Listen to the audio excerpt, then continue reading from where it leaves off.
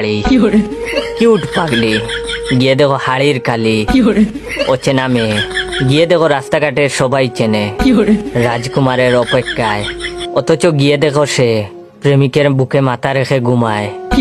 তুমি শুধু আমার, গিয়ে দেখো সে কতজনের, তুমি কি আমার হবে, গিয়ে দেখো একজনের হয়ে গেছে। আজও তোমায় ভালোবাসি, এটা শুধু দেখানোর জন্য। অচিনপুরের মহারানী, গিয়ে দেখো সে কার বাড়িতে গরুর গাছ কাটছে। বাবার রাজকুমারী, এটা মানা যায় না। অবুঝ মেয়ে, গিয়ে দেখেন বেঁকে বেঁকে বসে আছে। পরিবারের ছোট মেয়ে, এটা আসলে হাজার শয়তানের লিডার। মায়াবী রাজকুমারী, এই কাকিমা আসলে বেশি কথা বলে।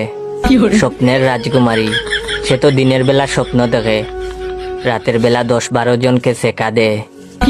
তার কপালে বুড়ো টাকলাই জুটবে। ইতি আরো অনেক কিছু আছে।